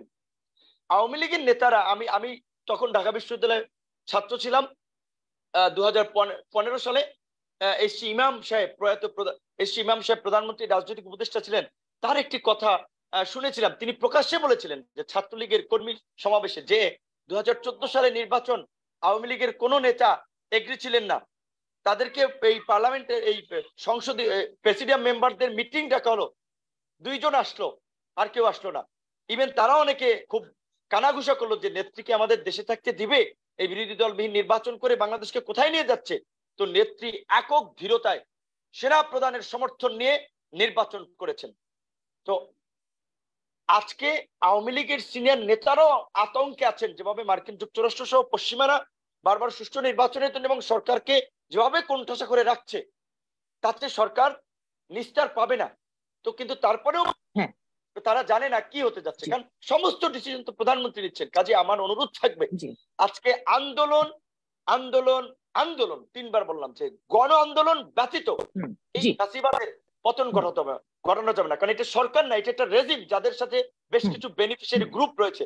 আমাদের একটা অ্যাডভান্টেজ যে আন্তর্জাতিক সম্প্রদায় আমাদের পাশে আছে। তাই আবারও আমি একটা কথা সকলকে স্মরণ করে দিতে চাই যে বিদেশি রাষ্ট্রগুলো আমাদের এই গণতান্ত্রিক আন্দোলনে একটা অ্যাডভান্টেজ আছে যে তারা আমাদের পাশে দাঁড়িয়েছে। কিন্তু একটা বিষয় মনে রাখতে হবে, বিদেশি রাষ্ট্রগুলো কিন্তু আমাদেরকে ক্ষমতায় বসিয়ে দেবে না। কাজে আমাদের যে 1 দফার আন্দোলন চলমান আছে ওইখানে আমাদের ফোকাস করতে হবে, জনগণকে সংগঠিত করতে হবে এবং এই আলাপ আলোচনার মাধ্যমে এই বার্তাগুলো জনগণের কাছে পৌঁছে দিতে হবে যে আন্দোলন ছাড়া শেখ হাসিনার ফ্যাসিবাদকে হটানো যাবে না। এটাই আমার আজকের এই বিষয়ে মন্তব্য। এই পর্যায়ে অনেক অনেক ধন্যবাদ নুরুল হক নূর, আপনাকে আপনার চমৎকার বক্তব্য আমরা শুনলাম। এখন আমরা আবার ছোট একটু অল্প অল্প সময় ধরে যাব আমাদের প্রথম আলোচক জনাব মাহমুদুর রহমান মান্না, সভাপতি নাগরিক ঐক্য।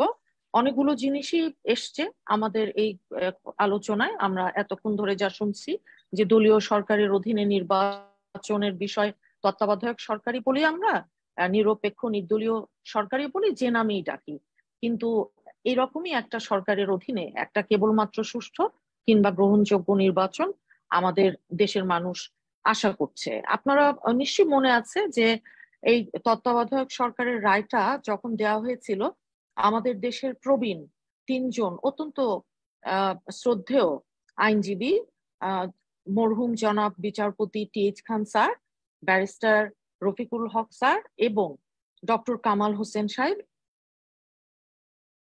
ওনারা এই যে জাজমেন্টটা যেটাকে সই করা হয়েছে 16 মাস পর ওপেন কোর্টে ঘোষণা করবার, এটাকে বিচারিক অসদাচরণ ও বিচ্যুতি বলে অভিহিত করেছিলেন। মানা ভাই, আপনার কাছে আবার আসছি। আপনি অনেক কথাই বলেছেন, রিজার্ভ কমে গেছে, কর্মসংস্থান, কুইক রেন্টাল বিষয়ে বলেছেন, মানি লন্ডারিং যারা করেছে তারা আদৌ বিচারের আওতায় আসবে কিনা, এরকম অনেকগুলো বিষয়। এবং তত্ত্বাবধায়ক সরকার আজকে আমাদের যে বিষয়টা, যে এখন 5 মিনিট 7 মিনিট এরকম শুনবো আমরা আপনাদের প্রত্যেকের কাছ থেকে, একটু যদি বলেন। আমি একটু বুঝতে চাই যে এই যে 5 মিনিট 7 মিনিট বলছেন, তার মানে এটা কি আপনার কাট আউট টাইম দেখি এটা কত মতো চলবে?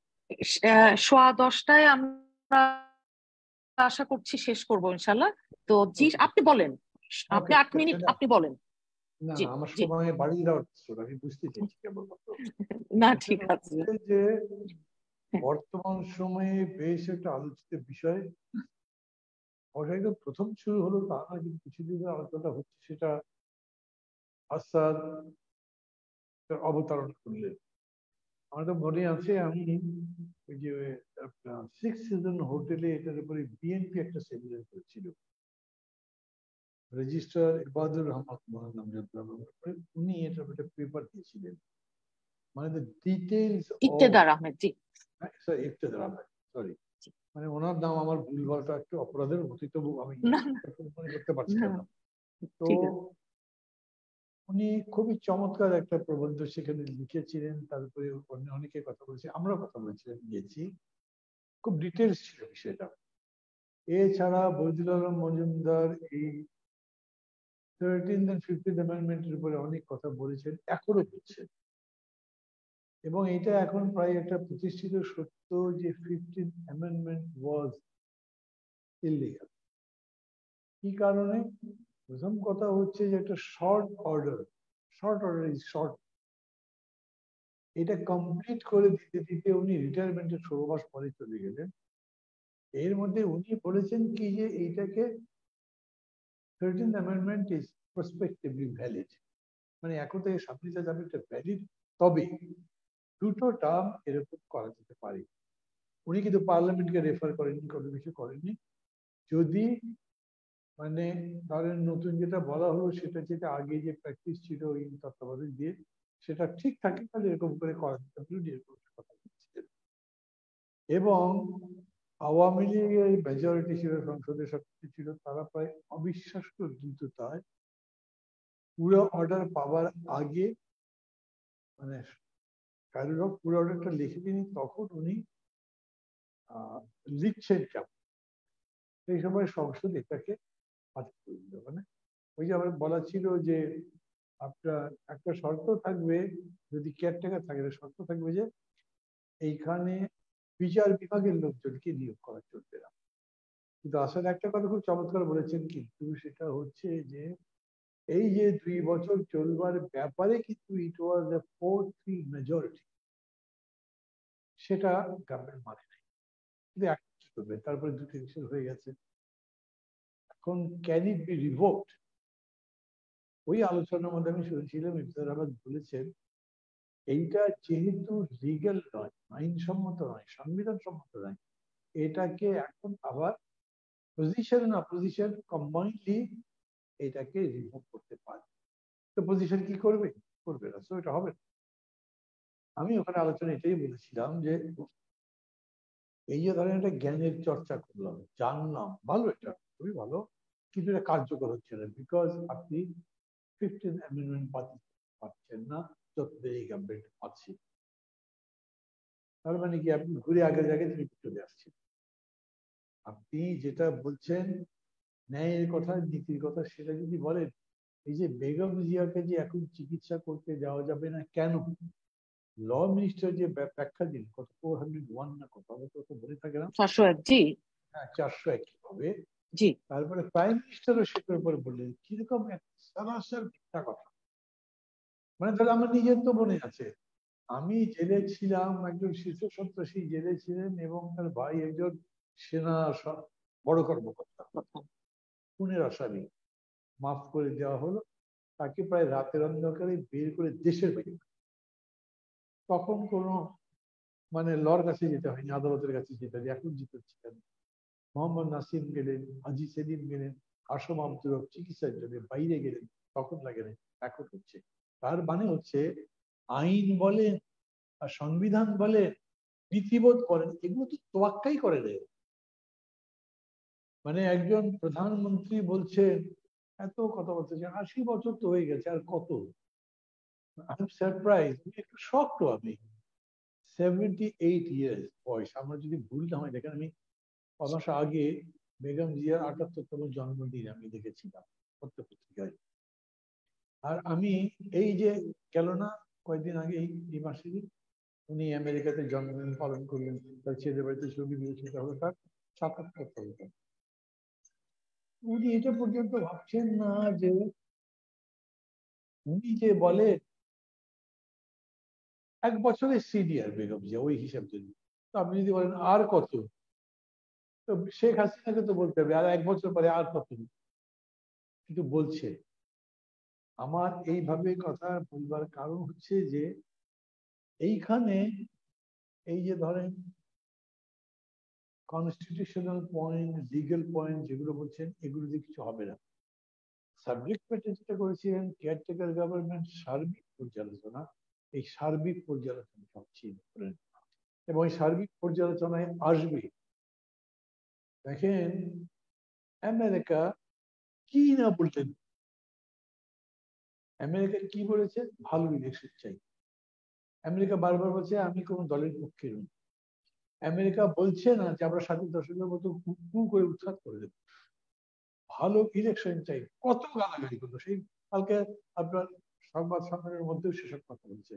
অথচ উনি নিউ ইয়র্ক থেকে ওয়াশিংটন গেলেন 5 দিন, তার কোনো খবরই ছিল না, prime minister of the country. উনি যখন ফিরলেন, কালকে প্রশ্ন করা হলো জ্যাক সুলিভানের সাথে আপনার বক্তব্য মিটিং হলো যে সেটার কি। আমি কেন বলছি কথাটা, একটা ট্রেডিশন তো আপনি করেছেন যে ওয়েন ইউ কাম ব্যাক, একটা যে কোনো সফর থেকে, বিদেশের সফর এসে এক্সপ্লেন করে প্রেসিডেন্টের কাছে, সেটার ব্যাখ্যা দেন, মিথ্যাচার করেন। উনি এইসব সম্পর্কে যা মিথ্যাচার করেছেন, তার সাধারণ সম্পাদক যেগুলো বলেছেন সেগুলো আপনারা দেখেছেন। অ্যাকচুয়ালি এখন এই কনস্টিটিউশন করে কিছু হবে না, কিন্তু হ্যাঁ এই সত্যগুলো মানুষের কাছে বলা দরকার, কেন মানুষ যাতে আন্দোলন করবার আত্মিক শক্তিটা পায়, মনোবলটা পায় যে আমি একটা সঠিক পথে লড়াই করছি। যখন আমি কেয়ারটেকারের দাবি করছি, আই এম ভেরি ন্যায্য, আমার দাবিটা ন্যায্য। আমি যখন ইন্টারিম গভর্নমেন্ট বলছি, সেটাও আমার ন্যায্য। আমি যখন বেগম জিয়ার মুক্তি এবং চিকিৎসা করছি, কোনো অন্যায় করছি না। আমি যখন রিজার্ভের সংখ্যা প্রকাশ করছি, তখন আমি সরকারের পদত্যাগ চাইতেই পারি। আমি যখন সরকারের পদত্যাগ চাইছি, তার কারণ হচ্ছে তার পরপর 2টা নির্বাচন ডাকাতি করে নিয়ে চলে যাবে।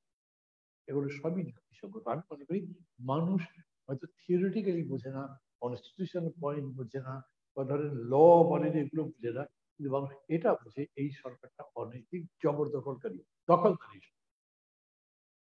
এটা হলো আমাদের বেস, এবং সেই বেজে লড়াই করছি। সেই বেজে উনি খেয়াল করেন, আপনার সাথে আমার 10টা পয়েন্টে একমত, 8টা পয়েন্টে আমি একমত করি, কিন্তু আমরা এটা একমত এই সরকারটা অবৈধ, এই সরকারটা ক্ষমতায় থাকবার কোনো অধিকার রাখে না, তাই আমি আপনি মিলে লড়াই করছি। তাই তো সেই জন্য 54টা দল একসাথে হয়েছে সেই লড়াইটা জোরদার করবার ব্যাপারটা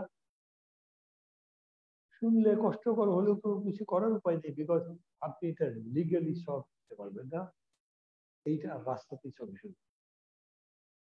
এবং ওই আহ্বানই এখন সবাইকে জানানো দরকার। দেখেন আমরা সবভাবে চেষ্টা করেছি, কনস্টিটিউশনে দেখেন দিস ইজ আওয়ার পজিশন, আমরা এটা চেষ্টা করেছি, কিন্তু গভর্নমেন্ট শুনে না। দেখেন বেগম জিয়ার প্রতি এত বড় অপচার করা হচ্ছে, দেখেন আমাদের নেতা কর্মীদের প্রতি এত বড় অপচার করা হচ্ছে, এই যে মামলা হচ্ছে, এই সমস্ত পয়েন্টগুলো নিয়ে এসে মানুষকে এটাই বলা, চলুন খেয়াল করে দেখেন মনে, যদি ডিসেম্বরের জানুয়ারিতে ধরেন ফার্স্ট উইকে যদি ইলেকশন হয়, আমাদের হাতে তো 3 মাস সময়, নভেম্বর, ডিসেম্বর, জানুয়ারি, 3 মাসের সময় নেই আপনার। তার মধ্যে 1.5 মাস আবার যদি ইলেকশনের স্কেডিউল ঘোষণা করে মানে নির্বাচনের মাঠে নেমে যেতে পারে, তাহলে আর একটা বিপদ। অতএব আপনার হাতে 1 মাস সময় নেই প্র্যাকটিক্যালি। এখন মানুষকে আমাদের এটাই বলা দরকার, সমস্ত সত্য নিয়ে ন্যায় আমরা আছি, এবং আমাদের কমিটমেন্ট, আমরা এই সরকার বদলালে এই রাষ্ট্রটাও বদলাবে। আমরা জনগণের বাসোপযোগী, জনগণের জন্য স্বাচ্ছন্দ্য একটা জীবন উপহার দেওয়ার চেষ্টা করব। আমরা মানুষকে মানুষের মর্যাদা দেবো, মানুষের অধিকার দেবো, যাকে মানবাধিকার বলছি, মানুষকে কথা বলবো অধিকার দেবো, তাকে তার ন্যায্য সম্মান দেবো, যেটা সাম্য, মৈত্রী, স্বাধীনতার মধ্যে আছে। সেই রকম একটা রাষ্ট্র গঠন করব, যেটা কল্যাণকামী, যেটা মানবিক, যেটা গণতান্ত্রিক। এবং সেই লড়াই আমাদেরকে করতে হবে, সেই লড়াইয়ের জন্য সবাই মিলে আসেন। আমি মনে করি ইন অল ইভেন্টস এখন আমাদের এটাই মানুষের কাছে। Thank you. অনেক ধন্যবাদ মানব ভাই আপনাকে। এই পর্যায়ে আমি আমাদের বিএনপির মানবাধিকার বিষয়ক সম্পাদক জনাব মোহাম্মদ আসাদুজ্জামান, সিনিয়র অ্যাডভোকেট, ওনাকে খুব বিনীতভাবে অনুরোধ করছি, ওনার 6-7 মিনিট আমরা শুনতে পারবো। আপনার আপনার যে একেবারে শেষের বক্তব্য, যে সার্বিক এই পরিস্থিতিতে আজকে এই যে যেই অবস্থা, দলীয় সরকারের অধীনে নির্বাচন ব্যবস্থাটাই ভেঙে যাওয়া, ধ্বংস হয়ে যাওয়া, সমস্ত সাংবিধানিক প্রতিষ্ঠান একে একে যেভাবে কোলাপস করছে, 401 ধারার অপব্যাখ্যা নিয়েও আমরা শুনেছি আমাদের দেশনেত্রী সাবেক প্রধানমন্ত্রী বেগম খালেদা জিয়ার উপর যেই অন্যায় অত্যাচার নির্যাতন, যে চিকিৎসার মতন ওনার যে নাগরিক অধিকার, সাংবিধানিক অধিকার থেকে ওনাকে যেভাবে বঞ্চিত করে, এবং তারপরে আরো অন্যান্য যেই রকম বক্তব্যগুলো এসেছে যে 80 বছর বয়স হয়ে গেছে, এই ধরনের যে বক্তব্য অমানবিক। আপনি এখন সার্বিক সবকিছু মিলিয়ে আমাদের দেশের গণতন্ত্র, মানবাধিকার, আইনের শাসন, ন্যায় বিচার সবকিছু মিলিয়ে যদি বলেন উপসংহার। আমার 6-7 মিনিট কি আপনি যেটুকু বললেন ওইটুকু ধরে না বাদ দিয়ে? বাদে। আচ্ছা আচ্ছা, থ্যাংক ইউ। প্রথমেই মান্না ভাই এবং নুরুকে আমি ধন্যবাদ জানাতে চাই। রাজনৈতিক বাস্তবতা ওনারা যেভাবে তুলে ধরেছেন, মান্না ভাই আমাদের রাজনৈতিকভাবে অগ্রজ এবং ওনার সামনে রাজনৈতিক কথাবার্তা বলাটাও কঠিন। নুরু বাংলাদেশের রাজনীতিতে যে ঝড় তুলেছে, প্রতিনিয়ত যেভাবে কথা বলছে, সেক্ষেত্রে রাজনীতিতে কথা বলা আমাদের খুব বেশি অভিজ্ঞতা নেই, রাজনৈতিক বক্তৃতা আমি কম করি। দুইটা জিনিস বলবো। একটা হলো যে খায়রুল হকের জাজমেন্ট নিয়ে কয়েকজন সাবেক বিচারপতি বলেছেন this is a judicial crime. সেটা একটু ব্যাখ্যা করব। রায় কি? রায়টা হলো প্রোনাউন্সমেন্ট। একটা মামলার শুনানি অন্তে মুখ দিয়ে যখন বলবেন, এই মুখের বলাটাই হলো রায়। সেটা পরবর্তীতে রিডিউসড ইন রাইটিং, লিখিত দেওয়া হয়। প্রোনাউন্স করার সাথে সাথে ওই জজ সাহেবরা যারা এটা প্রোনাউন্স করবেন, দে বিকাম ফাংটাস অফিসিও। ওইখানে আর ওনাদের হাত দেওয়ার কোনো ক্ষমতা নাই, আনলেস কেউ এটাকে রিভিউ করে। উনি মানে এই রাইটটা প্রোনাউন্স করার সাথে সাথে এটাকে পরিবর্তন করার কোনো এখতিয়ার ওই জজ সাহেবদের নাই। খায়রুল হক সাহেবরা যেটা করেছেন, অবশ্যই এটা জুডিশিয়াল ক্রাইম ছিল। রিসেন্টলি ম্যাডাম জিয়ার মামলার বিদেশে চিকিৎসা নিয়ে একটা শোরগোল শুনেছিলাম। সবাই আশা করেছিল, আমরাও আশা করেছিলাম যে ম্যাডাম জিয়াকে বিদেশে চিকিৎসার জন্য পাঠাবেন এবং সেটা সরকার 401 ধারার ক্ষমতা প্রয়োগ করে পাঠাবেন। আইনমন্ত্রী বললেন উনি সোমবারে তার ওপিনিয়ন দেবেন এটার উপরে। রবিবারে বিনা ভোটের প্রধানমন্ত্রী ওয়াশিংটন বসে বলে দিলেন যে উনি বিদেশে যেতে পারবেন না, উনি জেলখানায় যেয়ে আদালতের অনুমতি নিয়ে যেতে পারবেন। আইনমন্ত্রীর ওপিনিয়ন কি হবে পরের দিন, সেটা তো বুঝতে আর বাকি থাকে না। প্রধানমন্ত্রী যদি নিজেই ওপিনিয়ন দিয়ে থাকেন, আইনমন্ত্রী তো সেই ওপিনিয়ন সুপারসিড করতে পারবেন না। যদিও under the rules of business এই ওপিনিয়ন দেওয়ার একমাত্র বৈধ কর্তৃপক্ষ হলো আইন মন্ত্রণালয়। আইন মন্ত্রণালয় পরের দিন যথারীতি বলে দিলেন, প্রধানমন্ত্রী বলে দিয়েছেন আমরা 401 ধারায় পারি না। আবারও বলছি, আইনমন্ত্রী ভুল ব্যাখ্যা দিয়েছেন। 401 ধারাটা ভালো করে পড়ে বুঝে শুনে যদি কেউ ইন্টারপ্রেট করেন, তাহলে বেগম খালেদা জিয়াকে বিদেশে যেতে কোনো রকম বাধা দেওয়ার সুযোগ নাই। এটাই আইন, এটা ইন্টারপ্রিটেশন। ওনাদের উচিত আইনকে অপব্যাখ্যা করে মানুষের মৃত্যুর কারণ হলে ইতিহাস কখনো ক্ষমা করবে না, বাংলাদেশের মানুষ কখনো ক্ষমা করবে না। সেকেন্ড আসেন, তত্ত্বাবধায়ক সরকার নিয়ে আইন কানুনের কথা বলছেন। ইস্তিয়াক ফর্মুলা নামে 1990-তে একটা ফর্মুলা ছিল, যখন এরশাদকে সরানো হবে, এরশাদ প্রশ্ন তুলেছিল আমি সরব কিভাবে, কার কাছে ক্ষমতা দেব। তখন ইস্তিয়াক ফর্মুলা দেওয়া ছিল, আমার প্রয়াত সিনিয়র ব্যারিস্টার ইস্তিয়াক আহমেদ বলেছিলেন, ওই ফর্মুলাটা দিয়েছিলেন, প্রধান বিচারপতিকে উপরাষ্ট্রপতি করে উপরাষ্ট্রপতি হাতে রাষ্ট্রপতি ক্ষমতা দিতে পারেন। তখন প্রধান বিচারপতি শর্ত দিলেন আমাকে এমন একটা সিস্টেমে দিতে হবে, আমি প্রধান বিচারপতির পদ থেকে পদত্যাগ করব, কিন্তু আমার এখানে আবার ফিরে আসার সুযোগ দিতে হবে জাস্টিস শাহাবুদ্দিন আহমেদকে। 3 দলীয় রাজনৈতিক জোট কনসেনসাসের বেসিসে বললেন যে ঠিক আছে সেটাই হবে। কোনো সাংবিধানিক কোনো বিধান ছিল না, কোনো আইন ছিল না, শুধুমাত্র রাজনৈতিক সদিচ্ছা ছিল। বিড়াল সাদা কি কালো সেটা বড় ব্যাপার না, বড় ব্যাপার হলো আওয়ামী লীগকে বলতে হবে গণতন্ত্র চান কিনা, মানুষের ভোটাধিকার চান কিনা, নিরপেক্ষ নির্বাচন চান কিনা, মুক্তিযুদ্ধের চেতনা বাস্তবায়ন চান কিনা, সংবিধানের যে বিধান আছে সেই বিধানে বাংলাদেশ পরিচালনা করতে চান কিনা, এইটা আগে আপনাদেরকে সিদ্ধান্ত নিতে হবে, এই সদিচ্ছা দেখাতে হবে। যদি না দেখান তাহলে আমি বলবো সুভাষ মুখোপাধ্যায়ের কথা বলে, ফুল ফুটুক আর না ফুটুক বসন্ত আসবেই। পাবলো নেরুদা বলেছেন, গাছ থেকে যদি সব ফুল ছিঁড়ে ফেলা হয় তাও বসন্তের আগমন ঠেকানো যাবে না। হাসিনা যত নির্যাতন নিপীড়ন যা কিছুই করুক না কেন, যত ফন্দি ফিকির যা কিছুই করুক না কেন, যত হামলা মামলা হত্যা খুন গুম যা কিছুই করুক না কেন, যত প্রশাসন সাজাক না কেন, যত পুলিশ র্যাব আর্মি সাজাক না কেন, বাংলাদেশে গণতন্ত্র আসবেই। বাংলাদেশের মানুষ তার গণতান্ত্রিক অধিকারকে ফিরিয়ে নেবে, তার ভোটাধিকারকে ফিরিয়ে নেবে। যে কারণেই আমাদের প্রিয় নেতা তারেক রহমান বলেছেন, টেক ব্যাক বাংলাদেশ। বাংলাদেশের জনগণ সেই বাংলাদেশকে তাদের হাতে নেওয়ার জন্য, মুক্তিযুদ্ধের চেতনা বাস্তবায়ন করার জন্য, মুক্তিযুদ্ধের মধ্য দিয়ে অর্জিত সংবিধানের বিধানসমূহ বাস্তবায়ন করার জন্য আমাদের যে সংগ্রাম, যে আন্দোলন, সে আন্দোলন যৌক্তিক পরিণতিতে যাবে, এই প্রত্যাশা আমরা প্রতিনিয়ত করি এবং এই স্বপ্ন দেখি।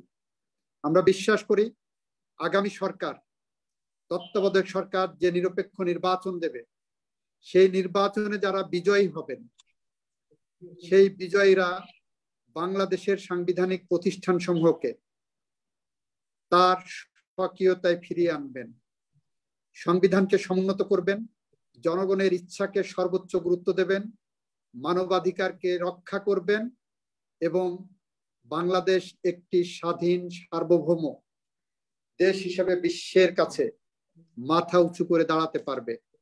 লজ্জায় মাথা হেঁট হয়ে যায় যখন আমার দেশের পুলিশ প্রধানের বিরুদ্ধে, সেনাবাহিনী প্রধানের বিরুদ্ধে, আমার দেশের র্যাব প্রধানের বিরুদ্ধে যখন একটার পর একটা স্যাংশন আসে।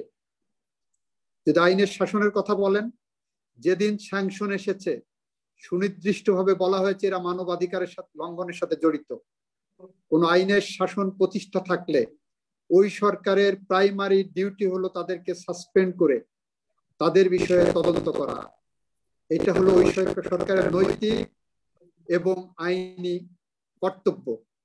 আমার সরকার সেটা না করে একটার পর একটা তাদের প্রমোশন দিয়েছেন, তাদের পক্ষে সাফাই গাচ্ছেন কোনো তদন্ত না করে। কিসের বেসিসে আন্তর্জাতিক সম্প্রদায় বাংলাদেশের খুন গুম মানবাধিকার লঙ্ঘনের অভিযোগ আনছেন, তার একটিও ক্রেডিবল কোনো তদন্ত বাংলাদেশ সরকার এখন পর্যন্ত করেননি। না করে গণহারে যে সাফাই গাচ্ছেন, এই সাফাই গাওয়াটা মনে করিয়ে দেয় একে অন্যের পরিপূরক। এই অপরাধের সাথে রাজনৈতিক দুরভিসন্ধি না থাকলে, রাজনৈতিক অ্যাবেটমেন্ট না থাকলে প্রশাসনের লোকজন এই ধরনের কোনো অপরাধের জড়িত হতে পারে, এটা আমি পার্সোনালি বিশ্বাস করি না।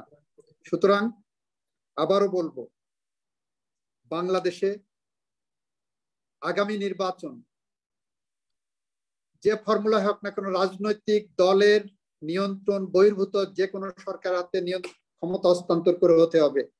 সেইটা না হলে এদেশের গণতন্ত্র যে কফিনে ঢুকানো হয়েছে সেই কফিন থেকে বের করা সম্ভব হবে না। এই বিশ্বাস রেখে, এই কথা বলে আমি শেষবার পাবলো নেরুদাকে আবারও স্মরণ করে বলতে চাই, গাছ থেকে যত ফুল ছেঁড়া হোক না কেন, বসন্তের আগমন আমাদের দুয়ারে আছে। সেই বসন্ত হলো গণতন্ত্রের বসন্ত, সেই বসন্ত হলো ভোটাধিকারের বসন্ত।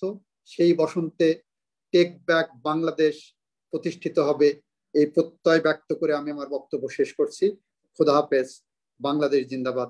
সবাইকে ধন্যবাদ। আসসালামু আলাইকুম। অনেক ধন্যবাদ অ্যাডভোকেট আসাদুজ্জামান, মানবাধিকার বিষয়ক সম্পাদক। এই পর্যায়ে আমরা একদম শেষ পর্যায়ে চলে এসেছি অনুষ্ঠানের। জনাব নুরুল হক নূর, সভাপতি গণ অধিকার পরিষদ, আপনাকে অনুরোধ করছি আপনার সমাপনী বক্তব্য আমরা শুনতে চাচ্ছি। ধন্যবাদ আবারও আলোচক, উপস্থাপক এবং দর্শকদেরকে যারা এতক্ষণ ধরে শুনছেন। তো আসাদ ভাই আবারও খুব বিনয়ের সাথে লিগ্যাল জায়গা থেকে সরকারকে কতগুলো বিষয় স্মরণ করিয়ে দিয়েছেন যে যেটা তাদের করা উচিত ছিল তারা করেনি। তো আমি হচ্ছে একজন অ্যাম্বাসেডারকে আমি বলছিলাম যে মানে হচ্ছে যে আপনি কি লেস কাটা শিয়ালের গল্প শুনেছেন? একজন অ্যাম্বাসেডারকে প্রসঙ্গক্রমে বলছিলাম যে ভিসা নীতি এবং স্যাংশন নিয়ে আলাপ আলোচনার প্রেক্ষাপটে। তো মানে উনি জানেন নাই, উনি হয়তো গল্পটা শুনে নাই যে আমরা ইংরেজি বইয়ে পড়েছিলাম প্রাইমারি স্কুলে, আমি যে সরকারি স্কুলে পড়েছিলাম যে ফক্স উইদাউট টেল। মানে গল্পটা ছিল যে একটা গভীর জঙ্গলের মধ্যে দিয়ে একটা শিয়াল যাচ্ছিল, পরে সে ফাঁদে পড়ে তার লেস হারিয়ে ফেলেছে। পরে সে শিয়াল ছিল বনের এই শিয়ালদের পণ্ডিত নেতা, তিনি সব শিয়ালকে ডেকে বলেছিলেন, দেখো আমার লেস আমি কেটে ফেলেছি, এটাতে আমাকে খুব সুন্দর দেখাচ্ছে, সো তোমরা এই পদ্ধতি অনুসরণ করতে পারো। তো স্যাংশন এবং ভিসা নীতি নিয়ে এখন বিশেষ করে যারা স্যাংশন খেয়েছে এবং ভিসা নীতিতে পড়েছে তারা ওই লেজ কাটা শিয়ালের মতো বলছে যে ভিসা নিষেধাজ্ঞায় কিছু আসে যায় না, তোমার তো ছেলে মেয়ে কেউ আমেরিকা যাবে না, তোমার যাওয়ার দরকার আছে, তুমি আরো পাবা, তুমি এই লাইনেই থাকো। এইভাবে মানে মান্না ভাই বলেছিলেন কিনা আমি একটু শুনেছিলাম যে তুমি একটু এইভাবে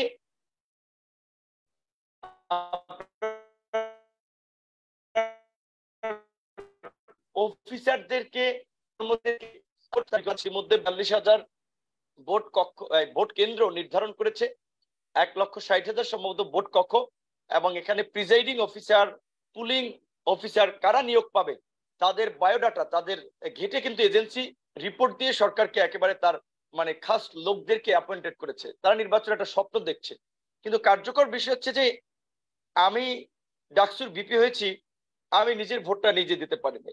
তো আমার মতো যারা যুবক আছে, আমরা 30-35 বছরের, তাদের অধিকাংশই কিন্তু গত দুটো নির্বাচনে ভোট দিতে পারে নাই।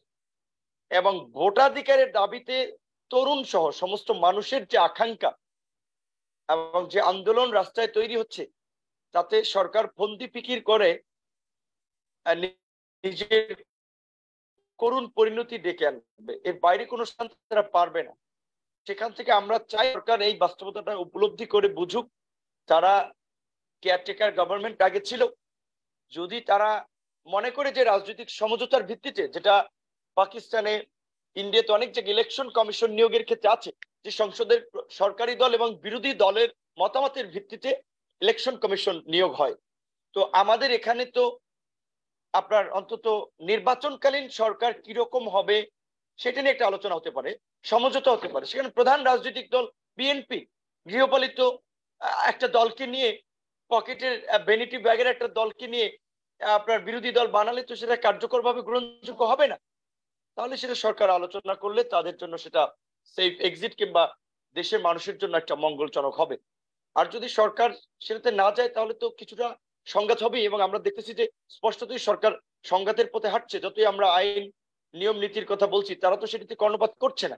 কাজে আমাদের সেই ক্ষেত্রে চূড়ান্ত পথ হচ্ছে আন্দোলনের পথ। আর আমরা যদি আন্দোলনে বাধ্য করতে পারি, যেটা ট্রুলি বললে বিএনপি এক্সপেরিমেন্টাল হিসেবে এটা শুরু করেছিল, যে আপনার যেটা আসাদ ভাই বলেছেন যে বিচারপতি শাহাবুদ্দিন সাহেব প্রধান বিচারপতি থেকে কেয়ারটেকার গভর্নমেন্টের চিফ হয়েছেন, আবার তিনি বিচারালয়ে ফিরে গিয়েছেন, এইটা কোনো সংবিধানে ছিল না। রাজনৈতিক এবং দেশের প্রয়োজনে এটা আপনার করা হয়েছিল। আজকে দেশের প্রয়োজন হয়ে দাঁড়িয়েছে, সরকার দুবার টেস্ট করেছে, যে এক্সপেরিমেন্ট করেছে তারা দলীয় সরকার অধীনে নির্বাচন তাদের নিয়ন্ত্রণে নাই, কারণ এত তাদের দলবাজি সব জায়গায় তৈরি করেছে, তারা চাইলেও এখন আর অনেক কিছু নিয়ন্ত্রণ করতে পারছে না। সুতরাং একটা নির্দলীয় সরকার ছাড়া কোনোভাবেই নির্বাচন সম্ভব না, এবং জনগণ এই দাবিতে ঐক্যবদ্ধ। সরকার যত এটাকে ডিলে করবে তত তাদের জন্য বিপদ ডেকে আনবে। তো আমরা চাই সরকারেরও বিপদ না হোক, তাদের শুভবুদ্ধির উদয় হোক, তারা রাজনৈতিক সমঝোতার ভিত্তিতে নির্বাচনকালে নিরপেক্ষ সরকারের বিষয়ে একটা ঐক্যমতে পৌঁছাবে এবং জনগণের দাবি মেনে নিয়ে একটা সুষ্ঠু নির্বাচনের পথ তারা তৈরি করবে। যেহেতু তাদের এখনো এই পার্লামেন্টেও তাদের সংখ্যাগরিষ্ঠতা আছে, সময় আছে অক্টোবর পর্যন্ত। আর যদি সেটি না হয়, আমরা যেভাবে আন্দোলন চালাচ্ছি আমাদের আন্দোলন চালিয়ে যেতে হবে। আন্দোলনের জন্য আমি সকল গণতন্ত্রকামী জনগণকে রাস্তায় নামার আহ্বান জানিয়ে আমি আমার আজকের আলোচনার সংক্ষিপ্ত বক্তব্য শেষ করছি। ধন্যবাদ। অনেক ধন্যবাদ জনাব নুরুল হক নূর, এবং আন্তরিক কৃতজ্ঞতা জানাচ্ছি সভাপতি নাগরিক ঐক্য জনাব মাহমুদুর রহমান মান্না এবং সেই সাথে আমাদের মানবাধিকার বিষয়ক সম্পাদক জনাব আসাদুজ্জামান বিএনপি। আপনাদের প্রত্যেকের আলোচনায় আমরা অত্যন্ত মনোযোগ দিয়ে শুনেছি। আপনাদের যে মেসেজ, আমি আশা করি আমাদের এই মিডিয়া সেলের আয়োজিত যে টক শো ফোকাল পয়েন্টের মাধ্যমে আমরা সাধারণ মানুষ যারা আছেন, আজকে আমাদের দেশের মানুষ কথা না বলার কারণে কথা বলতে পারি না, সভা করা যাচ্ছে না, সমাবেশ করা এমন একটা বিধিনিষেধ এই সরকার যেভাবে আরোপ করে রেখেছে, কিন্তু তারপরও গণতন্ত্র পুনরুদ্ধারের আজকে যে এক দফার আন্দোলনে আমরা আপনারা বাংলাদেশের মানুষ রাজপথে আছি, আমি বিশ্বাস করি যে গণতন্ত্র পুনরুদ্ধারের এই যে ফয়সালা, এটা রাজপথেই হবে ইনশাল্লাহ। আর আলো আসবেই, আলো কখনো আটকানো যায় না, কোনো দরজা দিয়ে না, কোনো জানালা দিয়ে না, কোনো দেয়াল দিয়ে না, আলো আসবেই।